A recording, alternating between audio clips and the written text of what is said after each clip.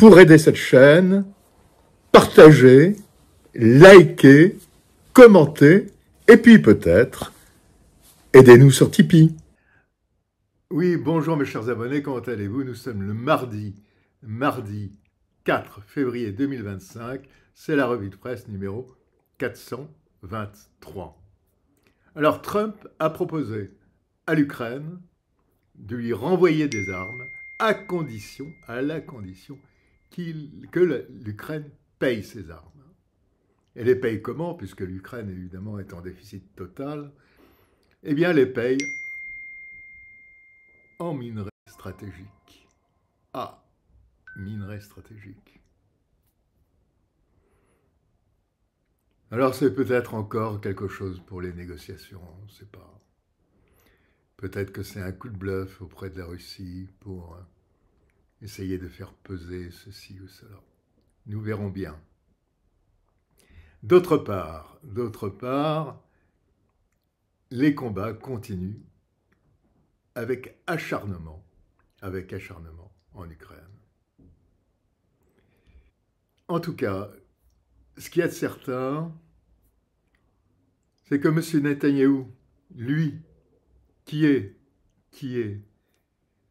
à Washington, va parler peut-être de la paix. Incroyable. Va-t-il parler de la paix ou de l'annexion d'autres territoires avec M. Trump? Vous savez, tous les jours, je fais maintenant une dizaine ou une quinzaine de diffusions sur ma chaîne Patreon, que ce soit des vidéos, des articles internationaux, de la presse internationale traduite, ou alors des interventions. Voilà, alors rejoignez ma chaîne Patreon, c'est patreon.com/grand reportage. Allez, à très bientôt, c'est la revue de presse numéro 423 du mardi 4 février, 2025. Au revoir. Une nouvelle fois, plusieurs dépôts pétroliers russes ont été touchés par des drones kamikazes ukrainiens, et notamment dans les secteurs de Volgograd, donc qui se trouve ici, ainsi que dans le secteur de Astrakhan, où ici c'est une usine de traitement du gaz qui a été attaquée par plusieurs drones, et ces attaques ont eu lieu le 3 février. Nous avons également appris la mort du pilote ukrainien Ivan Bolotov, qui a été tué au cours d'une de ses missions, à bord de son Sukhoi 27. Les circonstances exactes de cet événement n'ont pas été dévoilées, mais il avait donc 24 ans et est mort au cours d'une de ses missions. Alors, on a Toretsk qui est tombé il y a 15 jours. Maintenant, on sait que toute la périphérie de la ville est sécurisée depuis la semaine dernière. On a Chassovyar qui est en train de tomber, donc ça va faire Chassovyar donc dans la banlieue de Bakhmout. On va encore avoir donc probablement une nouvelle ville dans la liste des villes conquises de vive force par l'armée russe, puisqu'en plus Chassovyar, il n'a pas été possible, puisqu'elle est le long d'un canal, de l'attaquer de part et d'autre pour l'encercler. Il a fallu faire un assaut de vive force en franchissant une coupure humide. On a la tête de pont au nord de Kupiansk qui a encore grandi ces derniers jours. Et là, les Russes ne sont plus qu'à 5 km au nord de Kupiansk, à vol d'oiseau. Ça veut dire qu'ils peuvent très rapidement débouler sur la ville et couper la voie de retrait définitivement d'environ 5000 Ukrainiens qui sont sur la rive orientale de l'Oskol. Et puis, environ 50 000 militaires ukrainiens de différentes branches vont être transférés vers les unités terrestres combattantes pour faire face au manque de personnel et également pour effectuer des rotations sur la ligne de front. Dans le secteur de Pokrovsk, on voit qu'ils sont en train de réorganiser leurs forces pour lancer la prochaine phase de l'offensive. Donc voilà, la situation continue de se détériorer pour l'armée ukrainienne. On a assisté, alors les Russes ont encaissé des images spectaculaires de leurs raffineries de pétrole qui, de temps en temps, prennent des drones dans la figure et qui touchent des cuves. Ça fait des images, on dit, ah ben voilà, le pétrole russe est en train de flamber, etc. Dans le même temps, les Russes, eux, ont frappé les dernières usines et les dernières centrales qui tournaient encore en Ukraine. C'est-à-dire que quand vous voyez un stock d'essence russe qui flambe, c'est un problème. Mais quand Poltava est touché et que son usine électrique est par terre, c'est plus un problème, c'est une catastrophe pour l'Ukraine. C'est ça que les gens ne comprennent pas. Hein, et que, alors là, en plus, pour ajouter à la symbolique, les Russes, hier, ont abattu un des derniers Sukhoi 27 flanqueurs de l'armée de l'air ukrainienne. Ce qui fait que les types, aujourd'hui, pour moi, avec les estimations de veille stratégique où on compte un peu tous les avions qui tombent, il devrait rester même pas 10 appareils F-16 inclus à l'armée de l'air ukrainienne. Je parle pas des hélicoptères. Mais bientôt les Mirage 2000. Bientôt arrivent les Mirage 2000. Oui, les Mirage 2000. Les Mirage 2000. Enfin bon, voilà. Donc, à noter que dans la région de Soumy, donc qui est frontalière à la région de Koursk, ici c'est un dépôt pétrolier ukrainien qui a été touché par un Guéran dans la journée donc du 2 février. Donc le dépôt est ici exactement. Donc les deux armées ciblent clairement donc les infrastructures énergétiques de leur adversaire. On a assisté, parce que le niveau de perte de l'armée ukrainienne a baissé d'un cran au mois de janvier, donc on se dit que les opérations ont probablement ralenti en termes d'intensité, mais je pense qu'on a su que les Russes organisaient des rotations avec des gens qui étaient 20 jours au front, 10 jours en zone arrière, 10 jours en permission, pour permettre d'avoir justement cette capacité d'offensive presque continue. Donc là, je pense qu'ils ont conquis certaines zones, ils réorganisent le dispositif et ils vont repasser à l'attaque avec parce que là, la zone à l'ouest de Pokrovsk, le blast de Dnipropetrovsk, il est ouvert complètement à l'armée russe. Hein. Ils peuvent y aller comme ils veulent parce que là, il n'y a pas de grande ligne de défense et les moyens que déploient les Ukrainiens, bah, c'est toujours pareil. Ils s'accrochent avec leurs meilleures unités à Soudja, qui sont pris sous les feux de 3 côtés par les Russes. Et puis, bah, ils laissent les autres zones se débrouiller un peu comme ils peuvent, avec les moyens qui restent. De temps en temps, ils injectent une brigade réputée d'élite pour contenir la brèche qui est en train de s'ouvrir. Mais c'est du rafistolage. C'est du rafistolage. Donc, sans l'aide américaine, et encore dans l'aide américaine, il reste quasiment plus rien, puisque qu'est-ce qu'on découvre? Nous arrivons maintenant dans le secteur de Chassifiar. Ici où les Russes ont progressé au nord-ouest du centre-ville, donc ici exactement, donc le centre-ville pour information et pour les nouveaux auditeurs, il se situe ici exactement. Dans ce même centre-ville ici, un VBL ukrainien a été détruit le 30 janvier par 2 drones kamikazes russes. Un petit peu plus au sud, ici à contrario, c'est un blindé russe qui a été détruit là également par un drone kamikaze le 2 février. En même temps, les Russes ont sécurisé cette partie boisée à l'est de ce plan d'eau qui se trouve ici. Et sur la partie sud de Chassifiar, ici, on note une avancée également de l'infanterie russe dans la zone grise qui a ensuite été bombardée le 31 janvier. Mais pour ce qui est de Keith Kellogg, donc Keith Kellogg est l'envoyé spécial de Donald Trump pour la question de l'Ukraine.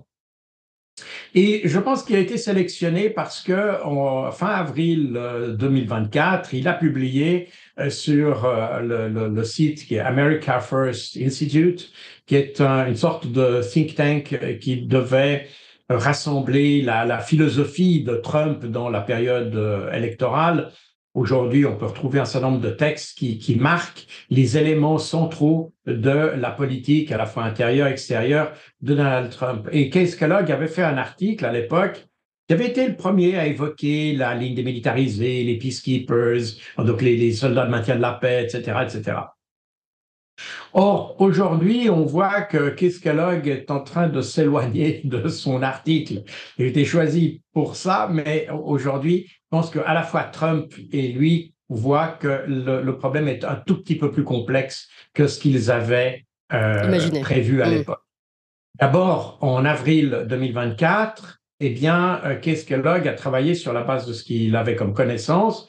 Et je vous rappelle que le 14 juin 2024, Vladimir Poutine, lors d'une allocution qu'il a fait au cadre du ministère des Affaires étrangères russe, a donné les 2 conditions pour lesquelles qu'il faudrait remplir pour que la Russie entre en négociation. Donc, ce n'est pas l'objectif de la négociation, c'est pour entrer en négociation. C'est, 1, que les 4 territoires de Kherson, Zaporozhye, Donetsk et Lugansk soient complètement sous contrôle russe et reconnus comme tels. Premier point. Deuxième point, que l'Ukraine s'engage à ne pas entrer dans l'OTAN. Voilà. C'est les deux points qui sont les éléments de base pour que la Russie aille s'asseoir à la table des négociations. Oui. Donc ça veut dire que ce ne sera pas négocié, ça. Oui. C'est accepté dès le départ. Toutes les négociations viendront sur des éléments qui sont en dehors d'autres modalités. Pardon, juste précision si on s'arrête là. Donc oui. Là, les deux acquisitions entre guillemets du camp russe, ce seraient donc les territoires reconnus comme tels et pas d'entrée dans l'OTAN de l'Ukraine. C'est bien ça?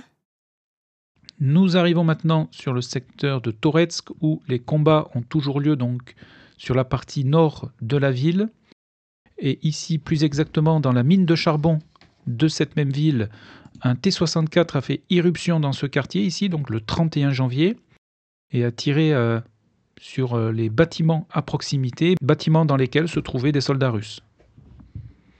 Ce secteur était précédemment sous contrôle des Russes, mais avec l'attaque du char ici, le secteur ici est repassé dans la zone grise, donc disputé. Sur la partie sud de Toretsk, les Russes ont terminé de sécuriser ce quartier, ici.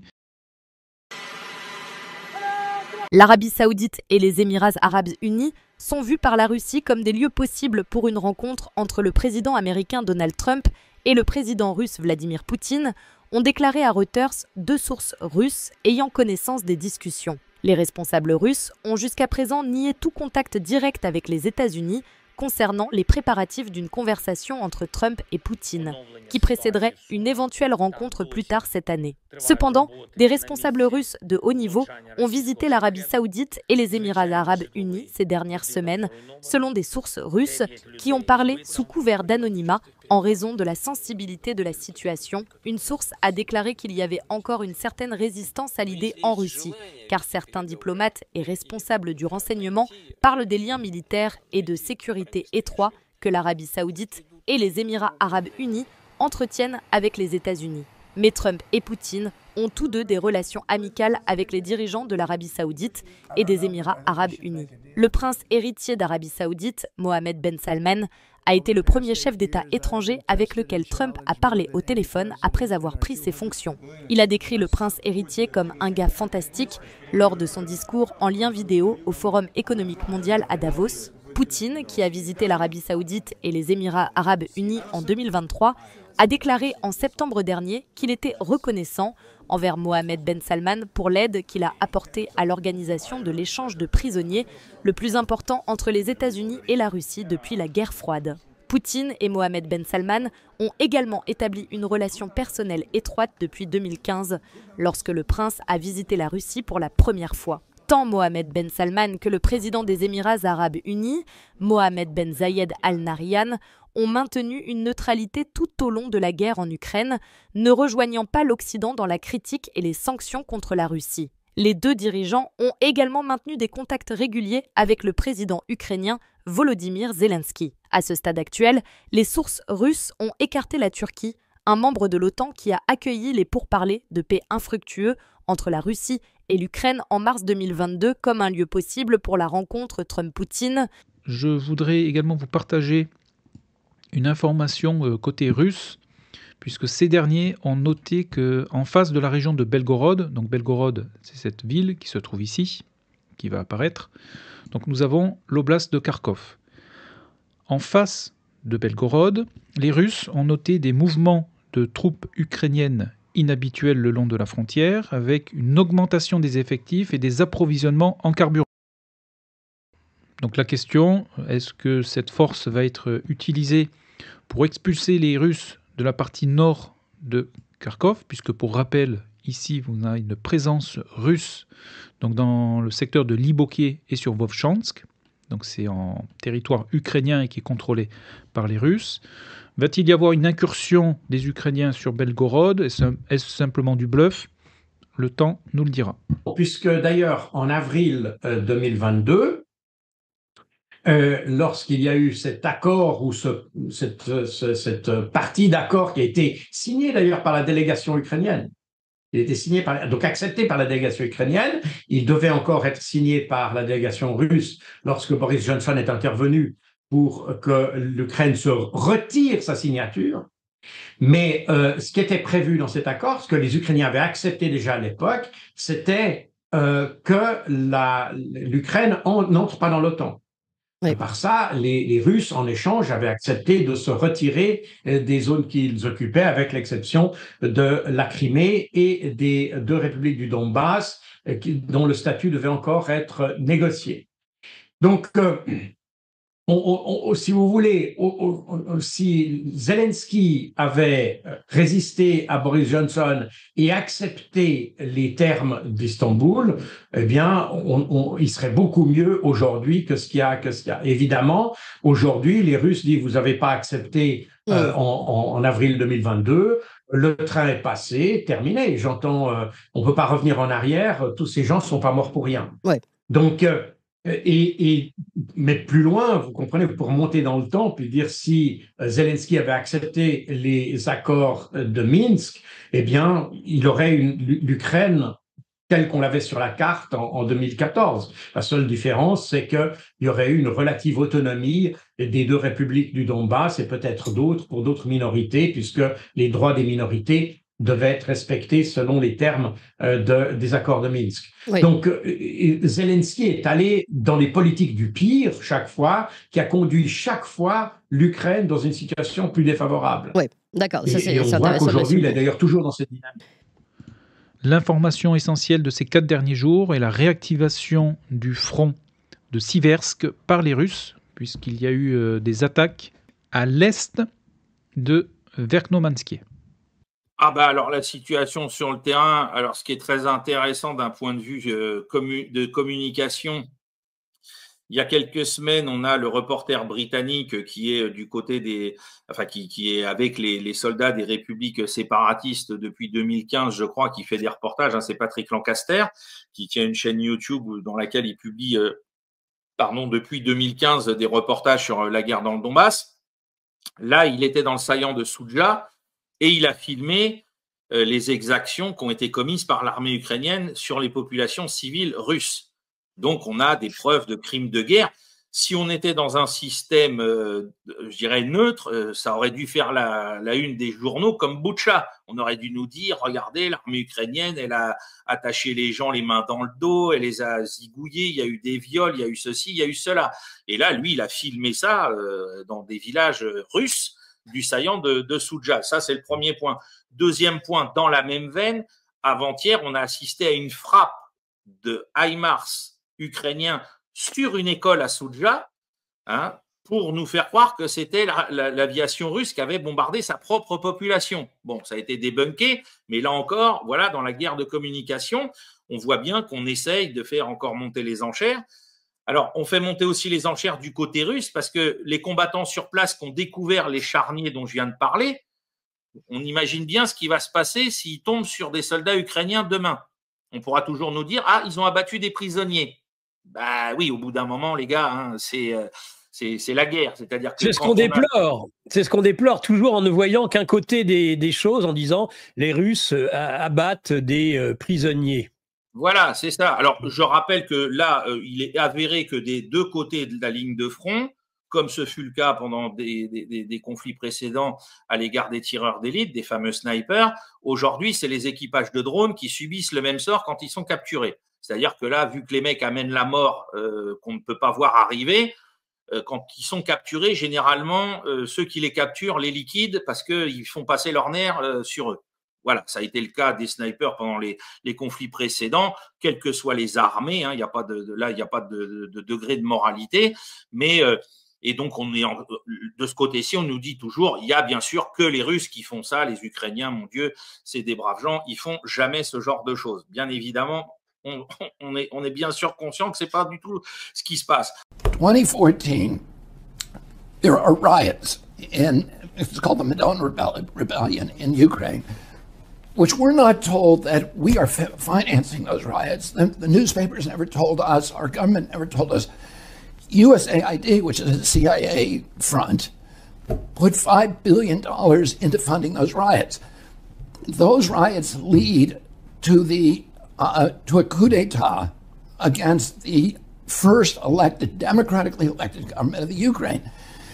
it was a government that refused to choose sides and to say, we're going to be on the side of the West. So we wanted them out.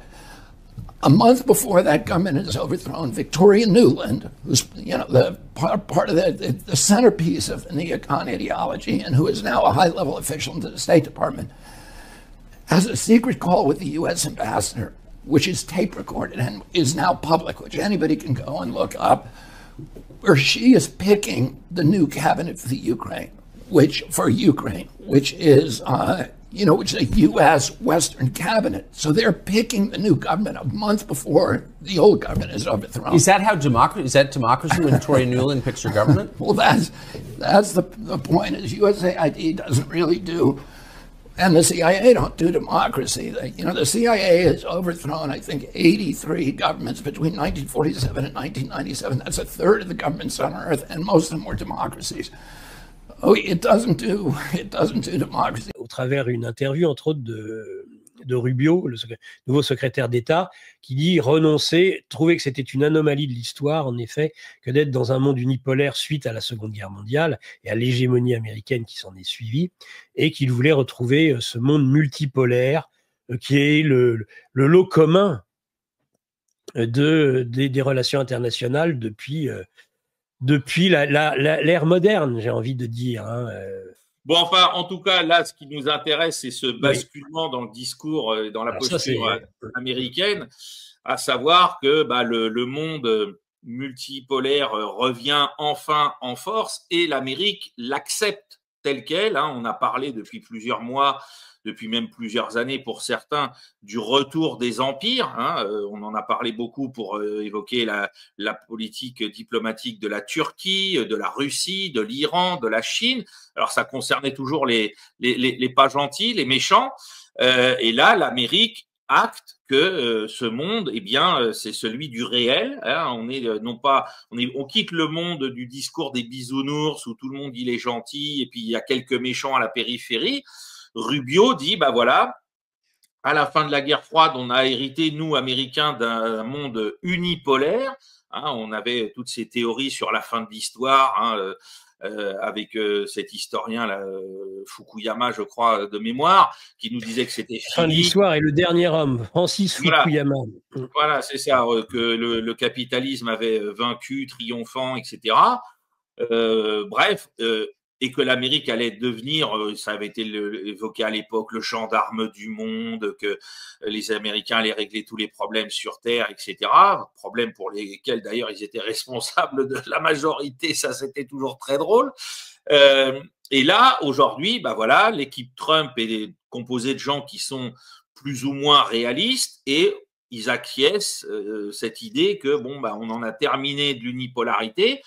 Il donne un terme qui est quand même très fort, Rubio, c'est de parler d'anomalie, c'est-à-dire que c'était pas normal que les États-Unis soient dans cette posture hégémonique tout seul, et il reconnaît que son rôle, c'est de continuer de défendre les intérêts, alors il n'a pas dit l'empire, bien sûr, mais nous on va le dire, de l'empire américain, en reconnaissant que la diplomatie chinoise défend les intérêts de l'empire du milieu, que la diplomatie russe en fait autant.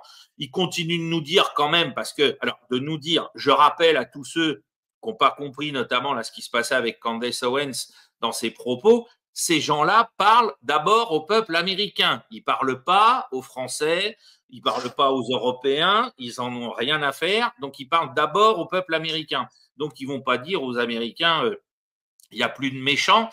Donc, il a quand même mentionné qu'il restait quand même l'Iran et la Corée du Nord. Alors, vu comment l'Iran et la Corée du Nord sont respectivement arrimés maintenant par des traités de défense réciproques à la Russie, ça ne sert plus à grand-chose, sinon à faire de la com au niveau du peuple américain que de dire que c'est des méchants. Parce que maintenant, ils sont protégés avec ces traités avec la Russie.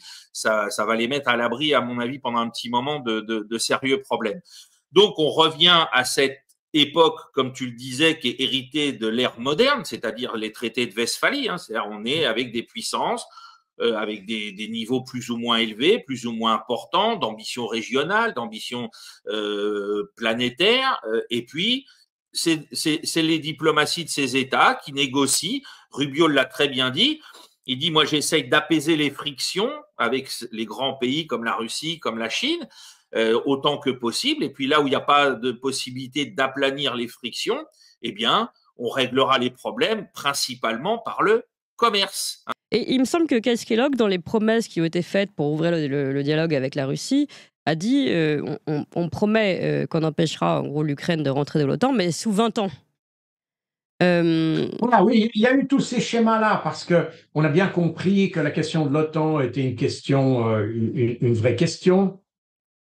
Et donc, il y avait cette idée de temporaliser. Mais comment Vladimir Poutine a été très clair. Ah oui. Il a dit, c'est pas dans une année, dans 5 ans, dans 10 ans, dans 30 ans, c'est jamais, point barre. Oui. Donc ça, c'est entendu aujourd'hui par les autres parties.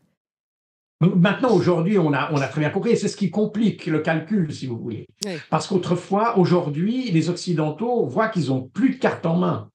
Ils auraient pu jouer sur la question de on donne à l'Ukraine le membership ou le droit d'entrée dans l'OTAN dans 10 ans, dans 15 ans, et puis on peut négocier sur la durée, si vous voulez. Donc, ça donne une carte à jouer.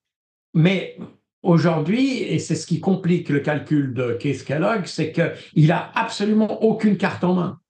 Il n'y en a aucune. Et les Russes, plus on a temporisé, plus les Russes avancent, plus les Russes disent tant que vous ne voulez pas négocier, nous, on détruit. C'est tout. D'ailleurs, c'était l'objectif annoncé par Vladimir Poutine le 24 février 2022. De nouveau, on est toujours parti en Europe, en Occident, sur l'idée que la Russie voulait occuper l'Ukraine. C'est faux. La Russie voulait détruire un potentiel militaire et un potentiel de nuisance pour la population civile. C'est ce qui était sous le label dénazification, puisqu'il avait repris les termes de la déclaration de Potsdam de 1945. Oui, pour mobiliser aussi, on imagine. Oui. Voilà, tout à fait. C'est un artifice de rhétorique, si vous voulez. Mais le fait est que l'objectif premier de l'intervention militaire, c'est de protéger les populations russes d'Ukraine. Oui. Ça, c'est l'objectif premier. L'objectif stratégique, parce que dans la pensée militaire russe, on peut même dire, même soviétique à l'époque, c'est l'idée de convertir les succès opératifs en succès stratégiques, les succès stratégiques en succès politiques. Donc ça veut dire que la raison pour laquelle les Russes, et c'est très important de le dire parce que j'entends beaucoup de gens, y compris sur votre chaîne d'ailleurs, qui disent que les Russes sont intervenus parce que l'OTAN s'était avancée. Non. D'ailleurs, si c'était ça, la Russie serait totalement condamnable parce qu'on n'a pas le droit d'intervenir militairement. C'est d'ailleurs pour ça que en fait, ils répètent la rhétorique d'une certaine manière des Occidentaux, parce que vous pouvez pas intervenir dans un pays simplement pour lui faire changer de politique. Et ça, c'est punissable selon la Charte des Nations Unies. Ouais. Mais les Russes ont toujours fait attention de dire que ce n'était pas la raison. Ouais. La raison, c'est pour protéger la population du Donbass. Et ça, c'est légal. Et ça, c'est très important parce qu'il y en a beaucoup qui disent « Ah ouais, non, c'est parce que… » Oui, il y a certainement le fond de l'histoire. Bien sûr. Et certainement lié à l'avancée de l'OTAN. Mais légalement, c'est pas ce qui a été avancé. Mais ça n'est pas la raison pour laquelle les Russes sont intervenus en Ukraine. Finalement, la guerre contre l'État profond est-elle vraiment déclarée par Donald Trump et son futur gouvernement? Donc, le conseiller de campagne de Biden, Tony Blinken, a été à l'origine de la lettre des 51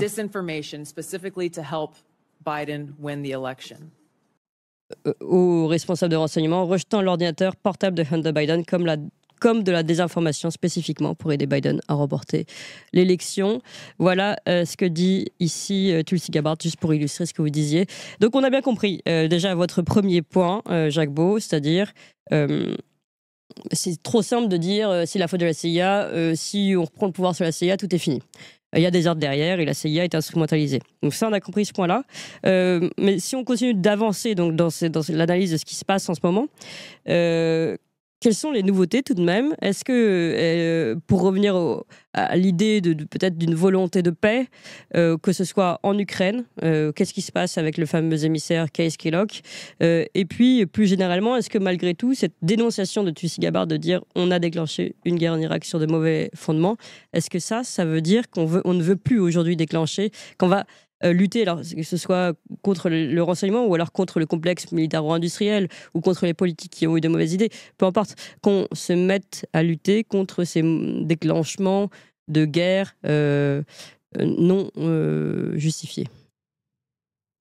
D'abord, il faut comprendre que le fait de déclencher des guerres, on l'a vu avec l'administration Bush, on l'a vu avec les administrations démocrates qui sont venues par la suite. Obama n'en a pas aussi. Obama en a déclenché, absolument. C'est Trump qui n'a pas déclenché.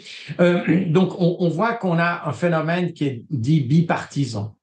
Et l'administration américaine, vous avez évoqué tout à l'heure USAID, mais vous auriez pu évoquer le National Endowment for Democracy, qui est la NED, qui est une autre officine qui a été créée d'ailleurs pour alléger le travail de la CIA. Là aujourd'hui, ce qui est donc intéressant, c'est que tout le monde donc va prendre acte de cette nouvelle posture de la diplomatie américaine qui, alors d'un côté, se manifestera par cette guerre commerciale quand c'est nécessaire, comme on vient de le voir avec l'exemple canadien et mexicain, qui simultanément s'est passé, alors vraiment sous les radars, hein, on en a parlé un peu hier tous les deux pour préparer l'émission.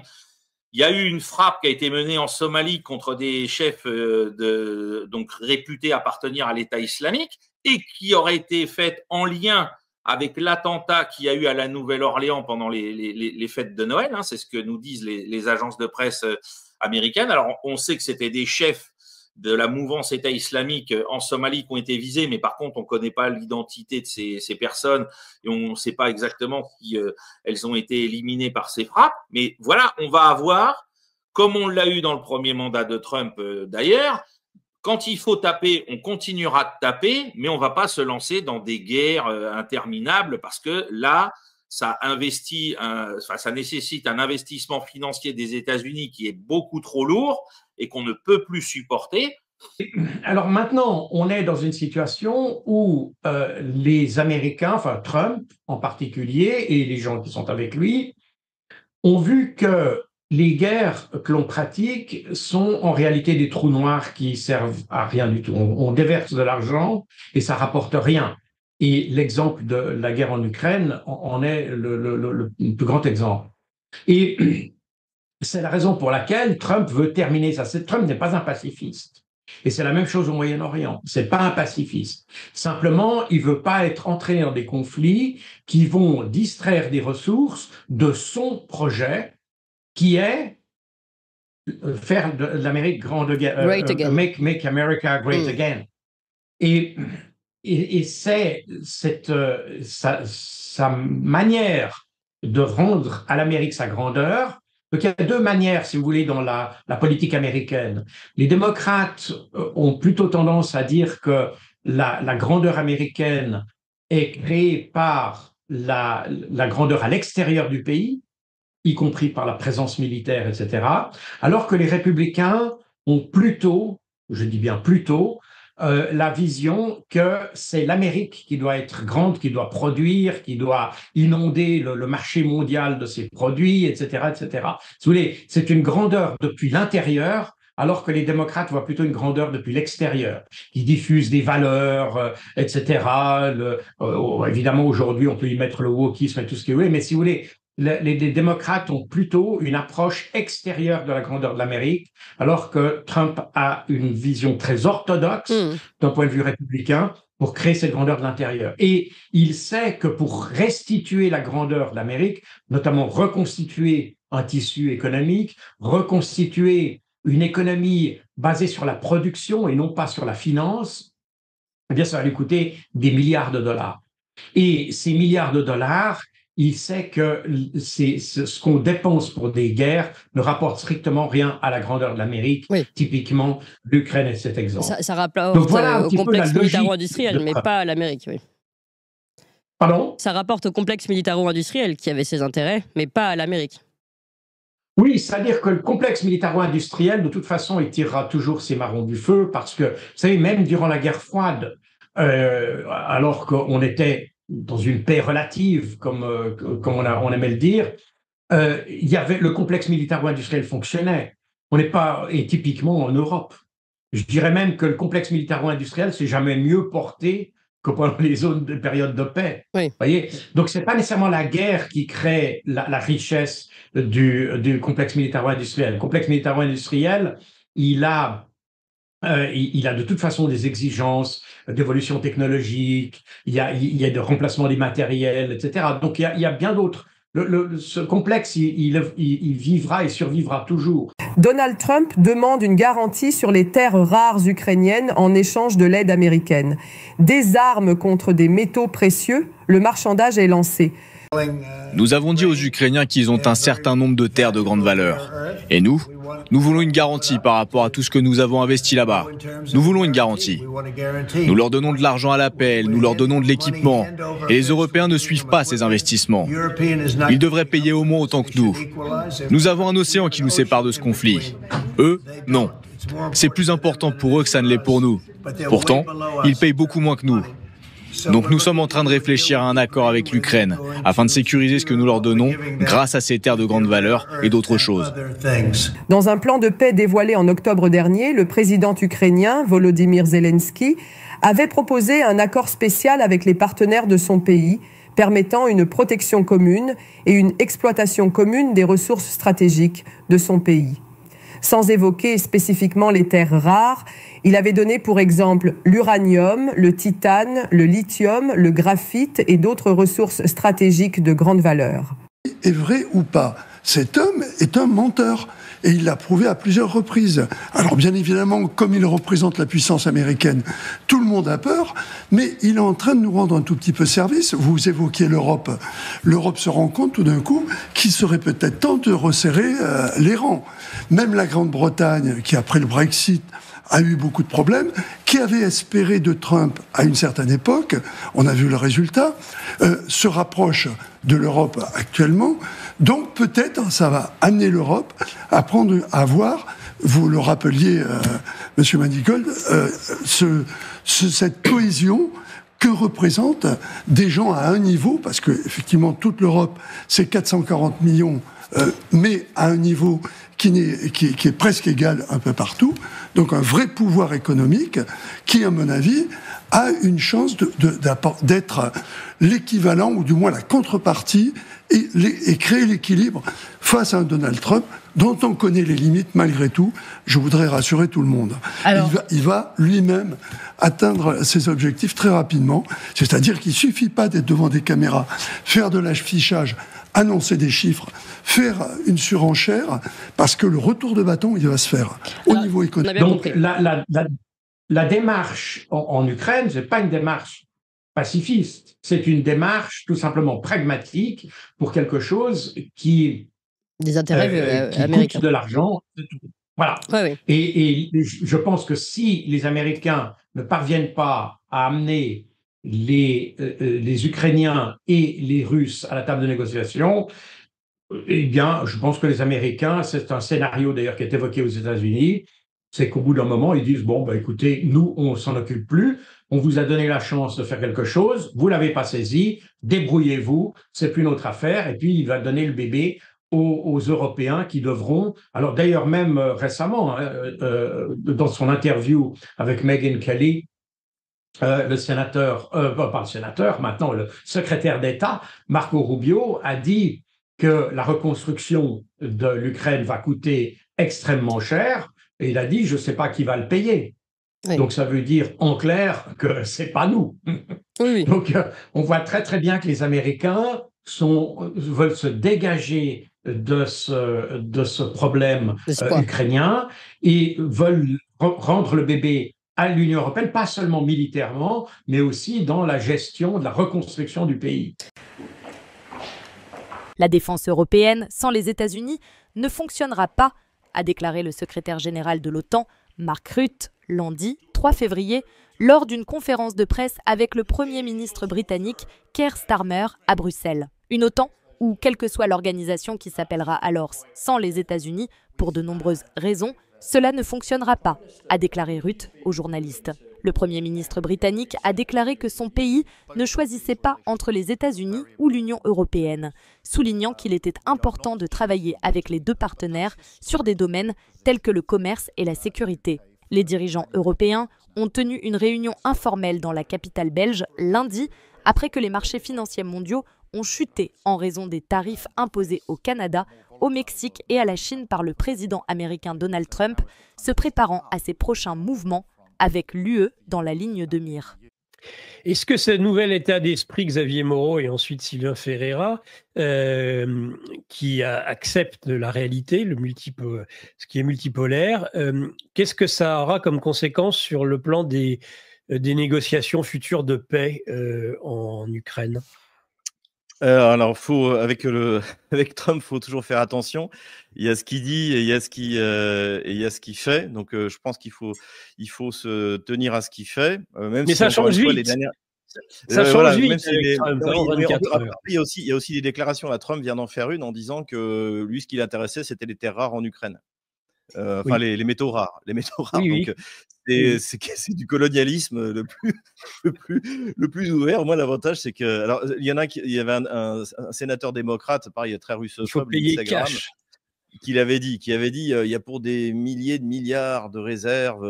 Alors, c'est vrai, l'Ukraine est un pays riche de réserves. Après, il faut les exploiter. Et puis, il y a quand même un gros problème, c'est que la majorité, c'est du côté russe. C'est dans le Donbass. C'est-à-dire que le Donbass faisait vivre toute l'Ukraine, en fait, permettait une énergie pas chère, etc. Et le problème, c'est qu'on avait tenu un discours depuis 2004, depuis la première révolution colorée, qui expliquait que le Donbass était une région de dotation. C'est-à-dire qu'en gros, l'État central finançait le Donbass. En fait, c'était l'État central volait l'argent et la richesse du Donbass, l'amenait à Kiev et le redistribuait. Et on redistribuait un petit peu dans le Donbass. Et le problème, c'est qu'en fait, donc, cette propagande qui a été faite dans toute la population française a convaincu les gens. Et d'ailleurs, moi, j'ai des contacts dans quasiment toute l'Ukraine, même à Lvov. Et en fait, ils en sont encore persuadés que pourquoi on se bat, puisque c'est une région de dotation. Le problème, c'est que les oligarques et la classe dirigeante qui viennent, ils savent très bien que c'est faux. Akhmetov, qui a quasiment tout perdu depuis 2014, là, la mine, le charbon à coke, la mine a fermé. Les Russes sont à 2 km de la mine qui permettait de faire vivre encore une partie des actifs métalliques d'Akhmetov, qui est Kryvyi Rog. Le charbon, il venait de là. Maintenant, c'est terminé, il n'y en a plus. Trump s'est donné 100 jours pour avoir une négociation, pour avoir un embryon de solution à la question ukrainienne. Et vous remarquerez que Trump a utilisé en fait un peu la carotte et le bâton. Oui. Il a utilisé le bâton avec l'Ukraine en disant « maintenant, on vous coupe les vivres ». Tout à fait. Alors, pas toutes les vivres. Il y a une partie des vivres,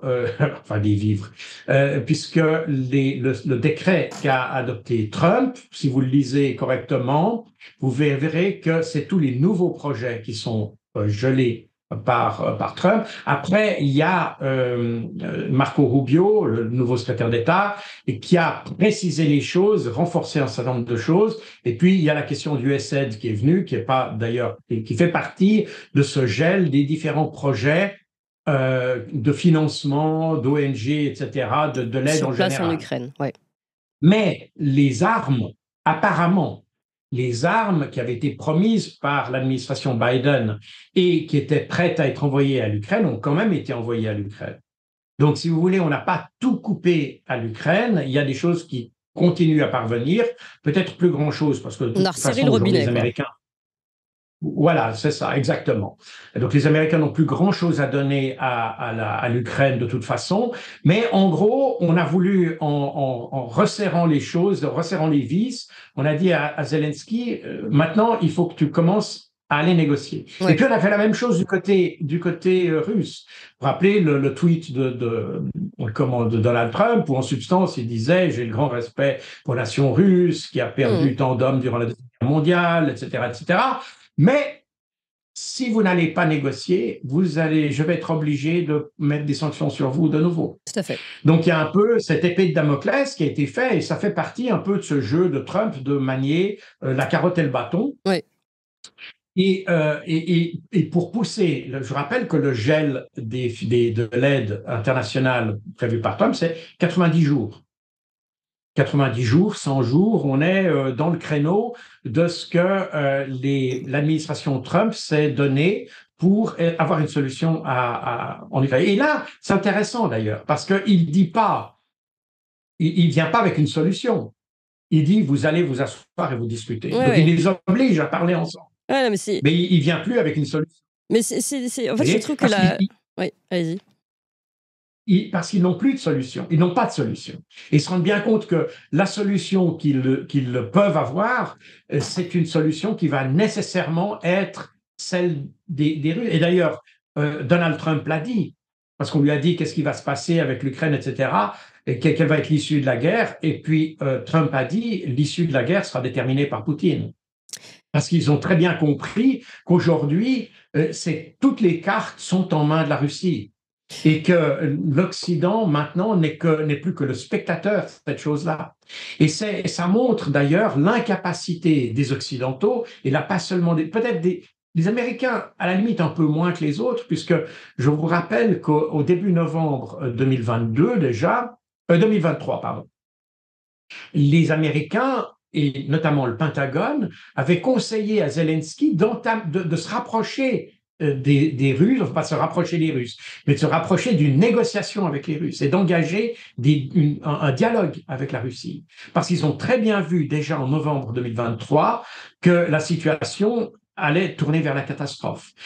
Les Occidentaux ont forcé Israël à faire deux choses. La première, c'est d'envoyer tous ses stocks de missiles patriotes à l'Ukraine, puisque maintenant, les Israéliens ont le système THAAD américain, et puis il est couplé avec leur système dual fait avec les États-Unis, la fronde de David.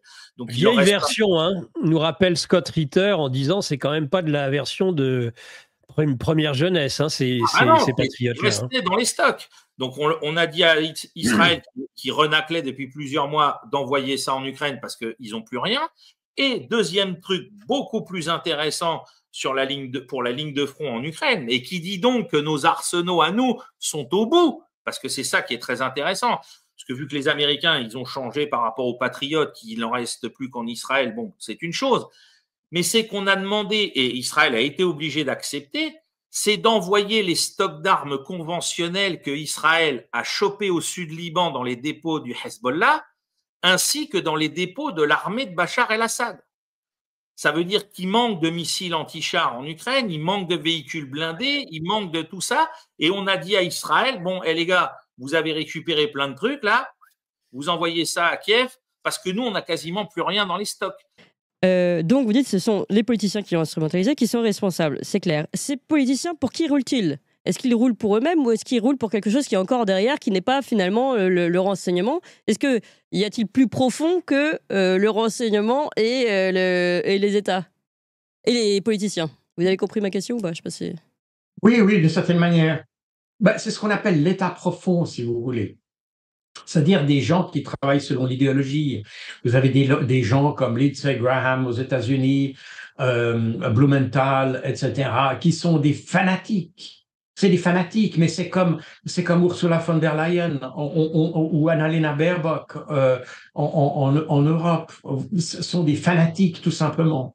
Et c'est difficile d'expliquer. Il y a des éléments qui sont difficilement perceptibles, qui vont sans doute très profond. Le grand-père d'Ursula von der Leyen était déjà, à l'époque, pendant la Deuxième Guerre mondiale, il était pas général SS comme on l'a déclaré, mais il travaillait pour le Troisième Reich pour rattacher économiquement l'Ukraine au Troisième Reich. Oui. Il faisait ce que fait Ursula von der Leyen, en fait la continuation de ce que faisait son grand-père d'une certaine manière. Vous avez la même chose. Anthony Blinken, il est originaire de cette région. Son arrière-grand-père, plus exactement, a subi les pogroms du début du XXe siècle à Kiev. Victoria Nuland, qui a été aussi une actrice de cette affaire, elle est aussi petite fille d'un émigré juif venant d'Ukraine. Donc on voit bien que il y a certainement, c'est difficile à dire, mais Chrystia Freeland d'ailleurs, qui aujourd'hui est pressenti comme possible successeur de Justin Trudeau, son grand-père était un collabo des nazis en Ukraine. Ouais. Elle aussi. Vous voyez, donc, dans quelle mesure ces éléments jouent, je ne suis pas en mesure de le dire. Mais on s'aperçoit qu'il y a une conjonction. On voit qu'il y a quelque chose qui est plus profond dans cette haine de la Russie. On n'est pas dans quelque chose qui est pragmatique. Pour faire écho à ce qu'on vient de nous servir sur les Nord-Coréens qui ont déjà disparu, je le rappelle. Voilà, ils ont disparu. Ils sont pas pris, mais déjà disparus. Ça, c'est extraordinaire. Je voulais justement en rire. Et surtout, attention, le Nord-Coréen, parce qu'il est royaliste français et que vous ne le saviez pas, il disparaît du front le 21 janvier, le lendemain de l'investiture de Trump. Il s'est dit non, on fera mémoire du grand roi Louis XVI, donc on quitte le front, on veut plus subir tout ça. Et donc, non mais ils se sont… Le lendemain de l'investiture de Trump, évidemment. C'est magnifique, c'est magnifique. Et surtout, on nous dit, ils sont partis parce qu'ils ont perdu des milliers de types. Oh là oui. Alors, attendez, je ne comprends pas. Vous avez des images satellites de Boutcha où vous nous dites il y a des cadavres dans les rues à partir de telle date, telle date, telle date, donc c'est les Russes. Et là, il n'y a pas un seul satellite Yankee qui est capable de nous montrer les cadavres des Nord-Coréens dans la plaine russe. Les gars, arrêtez, on dirait que c'est Timisoara, là, ou les couveuses du Koweït. Arrêtez. Je veux dire, là, il y a eu George Lucas, entre-temps, faites des trucs, rajoutez de la 3D, enfin… USAID, over the past several years, these are some of the insane priorities that organization has been spending money on. $1.5 million to advance DEI in Serbia's workplaces, $70,000 for a production of a DEI musical in Ireland, $47,000 for a transgender opera in Colombia, $32,000 for a transgender comic book in Peru. I don't know about you, but as an American taxpayer, I don't want my dollars going towards this crap, and I know the American people don't either, and that's exactly what Elon Musk has been tasked by President Trump to do, to get the fraud, waste, and abuse out of our federal government. Thank you, guys. Parce que chez nous, on s'inquiète d'un budget qui prévoit 5,4% de déficit en 2025. On trouve ça énorme et on a bien raison. Mais tous ceux qui vantent le volontarisme de Donald Trump oublient de dire que lui, son budget à lui aux États-Unis, il prévoit 8% de déficit. Alors pourquoi les déficits seraient un problème énorme chez nous et pas là-bas? Et vous auriez pu aussi parler de la dette publique, qui est à 120% du PIB aux États-Unis. C'est plus que la France, qui est à 115%. La vérité, c'est que chiffres français et américains ne peuvent absolument pas être comparés. Mais ça veut dire que les critères de bonne gestion qui s'appliquent à la France ne s'appliquent pas aux États-Unis? Ah, c'est exactement ça. Imaginez deux emprunteurs qui vont chez leur banquier. Alors l'un gagne 2 000 € par mois, il veut un crédit qui va lui coûter en remboursement 35 ou 40% de son salaire. Le banquier va refuser. L'autre emprunteur gagne, lui, 20 000 € par mois. Il n'aura aucun problème pour s'endetter à hauteur de 35%, parce qu'il lui restera largement de quoi vivre. Vous voyez bien qu'il n'y a pas de critères de gestion absolue. Mais alors quoi, c'est à cause de leur taille que les États-Unis peuvent s'endetter sans s'inquiéter ? Oui, de leur taille, et puis c'est la même chose du fait qu'ils sont l'économie la plus puissante du monde, qu'ils émettent la monnaie la plus demandée au monde, le dollar. Quand les investisseurs du monde entier, ou presque, sont prêts à acheter votre monnaie et à vous prêter, la dette, c'est pas vraiment un souci. Et pourquoi le billet vert, le dollar, inspire une telle confiance? Il n'y a pas que des facteurs économiques. D'abord, les États-Unis sont un pays stable politiquement. Jusqu'ici au moins, c'est l'économie la plus avancée, la plus innovante, la plus influente dans le monde. Et puis, in fine, c'est quand même le pays le plus apte à se défendre militairement. Le dollar reflète tout ça, la puissance politique, économique et militaire. Il est donc vu comme un placement sûr. Parce que du côté de l'utilisateur, quand on a des dollars en poche, on sait qu'ils auront cours dans le monde entier. Du coup, tout le monde en achète, même la mafia, pour ces transactions, ce qui est quand même le signe de reconnaissance ultime. Bon, mais pour l'euro, c'est pas pareil ? Pas du tout. Pas du tout. La zone euro n'a que peu de croissance, peu d'innovation, pas d'armée, une histoire brève et déjà ponctuée de faillites comme celle de la Grèce. D'ailleurs, les épargnants européens votent avec leurs pieds. Chaque année, ils investissent 300 milliards dans l'économie américaine, c'est-à-dire que eux-mêmes achètent du dollar. Bon, et revenons sur ce pouvoir d'attraction du dollar. Il est sans limite, vraiment ? Non, en fait, il y a bien des limites. Bon, elles sont plus lointaines que pour nous, mais elles existent. En plus, au fil du temps, les rapports de force changent. Au 19e siècle, c'était le Royaume-Uni qui était dans cette position, qui profitait du privilège. Avec la livre sterling, et il a perdu avec la guerre de 14, qui l'a surendetté. Certains pronostiquent d'ailleurs aujourd'hui qu'on approche de la fin de la domination du dollar, et de la fin de la domination de l'Amérique, qui devrait s'effacer devant la Chine. Bon, on n'y est pas encore tout à fait. Merci beaucoup, François. À la une de cette édition, la Chine a annoncé de nouvelles contre-mesures face à la récente augmentation de 10% des droits de douane américains. Le ministère chinois du Commerce et l'administration des douanes ont déclaré que pour sauvegarder les intérêts de la sécurité nationale, la Chine imposera des contrôles à l'exportation sur les produits liés au tungstène, au tellure et au ruthénium. La Chine a également annoncé des droits de douane de 15% sur le charbon et le gaz naturel liquéfié et de 10% sur le pétrole brut, les machines agricoles, les véhicules de grosse cylindrée et les camionnettes. L'administration d'État de Chine pour la régulation du marché a également déclaré que Google aurait violé la loi anti-monopole de la Chine. Le ministère chinois du Commerce a ajouté les entreprises américaines PVH Group et Illumina à la liste des entités non fiables, en réponse à l'annonce faite par le gouvernement américain le 1er février d'imposer des droits de douane de 10% sur tous les produits chinois exportés vers les États-Unis. Le bureau du Premier ministre israélien Benjamin Netanyahou a annoncé qu'il entamerait des pourparlers sur la deuxième phase du cessez-le-feu à Gaza lors de sa visite aux États-Unis. Monsieur Netanyahou, actuellement à Washington, doit rencontrer le président Trump mardi. Le Premier ministre israélien sera le premier dirigeant étranger à rencontrer Trump. Avant son départ pour les États-Unis, M. Netanyahou a déclaré qu'il discuterait de ce qu'il a appelé la victoire sur le Hamas. La première phase du cessez-le-feu doit expirer le mois prochain et alors que les négociations pour la seconde phase ont été programmées pour commencer aujourd'hui, les détails spécifiques restent flous. Entre-temps, le Hamas a mis en garde contre l'aggravation de la crise humanitaire à Gaza et a une fois plus appelé la communauté internationale à fournir une aide d'urgence.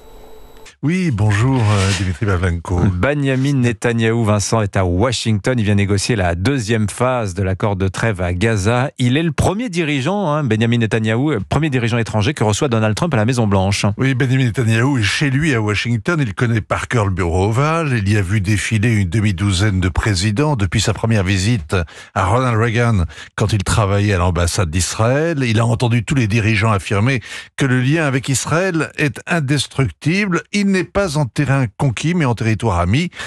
Sauf qu'avec Bibi, l'amitié est un combat. À sa première rencontre, Bill Clinton avait demandé « Mais pour qui se prend ce type qui est la putain de superpuissance ici ?» Avec Barack Obama, la scène de ménage était permanente. Avec Joe Biden, le mépris réciproque.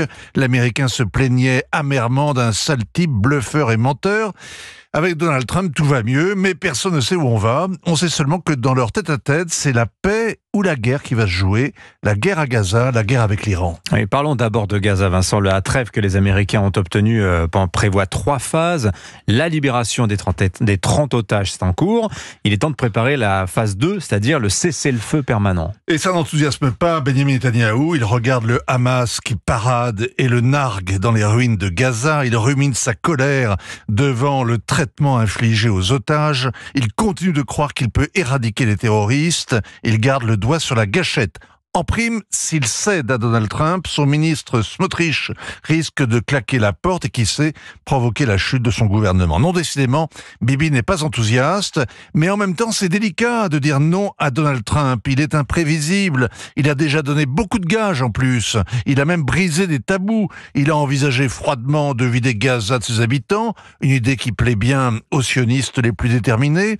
Il a levé les sanctions contre les colons qui harcèlent les Palestiniens en Cisjordanie, semblant ainsi encourager les attaques contre les villages. Il a nommé comme ambassadeur à Jérusalem un pasteur évangélique proche de la droite israélienne. Il a débloqué la livraison de bombes d'1 tonne. Marc Rubio, le secrétaire d'État, a aussi promis que son administration serait la plus pro-israélienne de l'histoire, et rien ne permet d'en douter. Vraiment, c'est difficile de dire non à Donald Trump. En revanche, on ne sait pas très bien ce que Donald Trump veut, lui. On ignore sa feuille de route, on connaît quand même l'objectif, élargir la paix d'Abraham en scellant un accord entre l'Amérique, l'Arabie et l'Israël. Le prince héritier Ben Salman a posé ses conditions, la fin des hostilités à Gaza et un processus pour mettre en place un État palestinien. Donald Trump est d'accord, d'autant plus d'accord que l'Arabie doit investir 600 milliards de dollars dans l'économie américaine. Benjamin Netanyahou, lui, ne veut ni d'un État palestinien, ni d'une relance de l'autorité palestinienne, et il va devoir jouer serré, ne pas insulter l'avenir, lâcher un minimum, obtenir des compensations. Et le sort à réserver à l'Iran pourrait bien faire partie de ces mesures compensatoires. Benjamin Netanyahou pense que le moment est venu de stopper la course des mollahs au nucléaire. Donald Trump est plus réservé et penche pour la négociation. La paix ou la guerre sur les bords de la Méditerranée et dans le Golfe, c'est bien ce qui va se jouer tout à l'heure à Washington. En Europe, Israël est définitivement le sujet qui permet de déterminer quels sont les États qui ont pour valeur la justice et la liberté d'expression et quels sont les États qui œuvrent contre ces mêmes valeurs. On va voir dans un instant de quels États il s'agit, avec un focus particulier sur la Belgique, désormais prête à arrêter un ministre israélien. Il y a encore des cadavres de personnes tuées au cours des violences qui gisent dans les rues de Goma. Nos collègues nous disent que les morgues sont saturées et que les hôpitaux et les centres de santé sont submergés de blessés.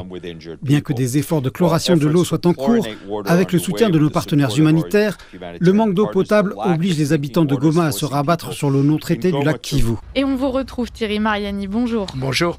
Merci d'être avec nous ce matin. Et alors, ça va être l'occasion de préciser quelque chose, puisque récemment, il me semble que j'ai lu dans la presse que vous aviez participé samedi à une manifestation avec des Congolais. Thierry Mariani, alors est-ce que vous auriez quelque chose à nous annoncer, un changement de nationalité peut-être? Alors je vous rassure, moi j'ai pas quitté la France, et d'ailleurs je la quitterai pas. Je pense que, je le dis à vos auditeurs, il vaut mieux rester en France et se battre pour changer notre pays.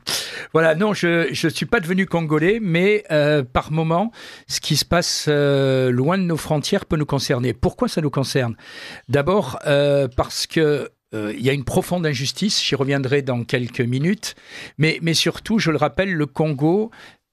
Il y a deux Congos. La République démocratique du Congo, c'est-à-dire Kinshasa, c'est le premier État francophone. Plus de 100 millions d'habitants. C'est-à-dire que quand on passe notre temps à dire la francophonie, on rajoute en général que l'avenir de la francophonie et sa survie, c'est certainement en Afrique. Et le premier État, c'est la République démocratique du Congo. Alors, qu'est-ce qui se passe en ce moment dans cette République démocratique du Congo? On a depuis presque 30 ans une guerre civile, ou une guérilla plutôt au sud, qui est alimentée par l'agression d'un voisin. C'est-à-dire, en clair, le Congo est extrêmement riche en minerais rares, dans le sud, dans la région de Goma, et un pseudo-mouvement rebelle, à savoir le M23, qui est en réalité équipé, alimenté et même aidé militairement par le Rwanda, entretient une guérilla, ce qui permet au Rwanda de piller les matières premières du Congo et de nous les revendre. Voilà. Et on a donc une superbe hypocrisie d'abord au niveau de l'Union européenne. C'est-à-dire que l'Union européenne a signé un accord qu'elle dit exemplaire l'année dernière en disant il faut assurer l'avenir de l'Union européenne en matériaux rares. Alors on a signé un accord avec le Rwanda qui nous les fournit. Il n'y a qu'un problème, c'est que le Rwanda les vole chez son voisin. Le budget est donc passé hier avec le 49.3 et sauf censure, le texte de loi de finances est désormais définitif. On va enfin pouvoir dire ce qui va changer dans le porte-monnaie des Français d'abord. C'est pas là que ça change le plus, c'est dans la loi de finances de la sécurité sociale qu'on a les gros trucs lourds. La santé, en gros, et les retraites, si vous voulez que je fasse vraiment très rapide. Après, là, le budget, il y a un grand changement positif, c'est qu'il n'y aura pas de hausse généralisée de l'impôt sur le revenu, puisque ce budget indexe les barèmes de l'impôt sur le revenu à l'évolution des prix. Donc ça, c'est une bonne nouvelle. Il y a des gens qui auraient dû rentrer dans l'impôt qui n'y rentreront pas. L'autre gros sujet, c'est ceux qui vont vraiment payer plus, c'est les plus riches. Ils ont déjà une super taxe exceptionnelle depuis 15 ans qui a été pondue sous Fillon-Sarkozy. Ils en ont une nouvelle qui s'appelle la contribution différentielle sur les hauts revenus. Donc eux, ils vont quand même payer 2 milliards de plus. Ensuite, si vous achetez un logement, les frais de notaire vont augmenter. Pas pour les primo-accédants, c'est important. L'extension du prêt à taux zéro à toute la France et tous les biens, ça c'est une bonne nouvelle pour ceux qui veulent effectivement acheter dans l'immobilier. Si vous prenez l'avion, la taxe sur les billets d'avion est triplée. Elle va passer d'un peu plus de 2,60 € à plus de 7,30 € pour un vol en classe éco en Europe. Le malus auto en cas d'émission de CO2, c'est revu à la hausse. Si vous achetez des actions, la taxe sur les transactions financières est revue à la hausse. Et si vous achetez une chaudière à gaz à condensation, la TVA est passée de 5,5 à 10. Voilà. Bon, en fait, et après, il y a la Sécu derrière, et là, on va voir ce qu'il y aura dedans. Hein. C'est examiné en ce moment. En fait, le gros des hausses d'impôts concerne les entreprises. Oui, bien sûr, ça concerne les entreprises, et les grosses entreprises de plus d'1 milliard, et même plus de 3 milliards d'euros de chiffre d'affaires, où là, c'est tranquillou-bilou, une hausse de 40% de l'impôt sur les sociétés, ce qui est délirant, même si ces entreprises donnent l'image comme ça d'être très riches, elles ont juste des concurrents à travers le monde. Et puis après, il y a quand même pas mal de tailles dans les dépenses de l'État. Alors ça concerne personne directement, mais tout le monde, la collectivité. Quand le logement a moins de sous, quand le ministère du Travail a moins de sous. Après, attention à l'idée de se dire, ouais, c'est pas grave, les entreprises, c'est elles qui payent. Ben non. Parce que celui qui paye à la fin, c'est toujours l'individu. L'entreprise, c'est une personne morale. C'est la personne physique qui paye à la fin. Vous savez, on avait dit à une époque, taxons les robots. C'est le robot qui paye? Non. Si on taxe le lait des vaches, c'est la vache qui paye? Non, c'est toujours les mêmes qui payent à la fin, nous. C'est lui qui boit le lait. Voilà.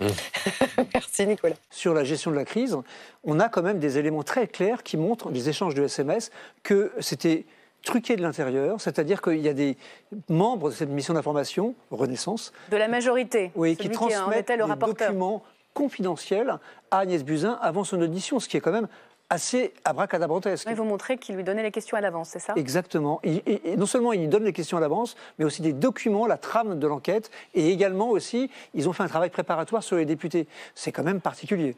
Concurrence commerciale sur la scène internationale, c'est aussi la réalité de nos petites entreprises. Un exemple à Calais. L'usine Marc et Balzan s'apprête à fermer ses portes après la perte de son principal contrat. L'entreprise fabriquait les uniformes de l'armée dont la production va désormais être confiée à une usine de Madagascar. Résultat, 65 salariés sur le carreau et en colère. Reportage du correspondant d'Europe 1 Maximilien Carlier. C'est vraiment un univers qui s'écroule pour toutes les filles de l'entreprise. Le constat de Cathy, couturière depuis 35 ans chez Marc et Balzan. Son usine va fermer dans quelques mois. Beaucoup de colère parce qu'on faisait un travail merveilleux qu'on adorait. C'était des uniformes que vous fabriquiez ici? Oui, armée de terre, armée de l'air, interarmée. Mais avec la perte de ce contrat avec l'armée justement, production délocalisée à Madagascar, déplore Marilyn. On nous a pris notre bleu, blanc, rouge. La France, elle part à l'étranger, c'est pas normal. Pas normal, avec notre savoir-faire, notre minutie. Oui. Est-ce qu'à l'étranger, ça va être fait pareil? On a déjà été au défilé du 14 juillet, on était super, mais fiers, d'être française. Là, il n'y a plus de Madi de France, c'est pas normal, c'est injuste. Vraiment. On ne regardera plus le défilé de la même manière, confient ces couturières désabusées. Malgré nos petits salaires, insiste-t-elle, on a toujours été sérieuse dans notre travail et dans nos délais de production d'uniformes.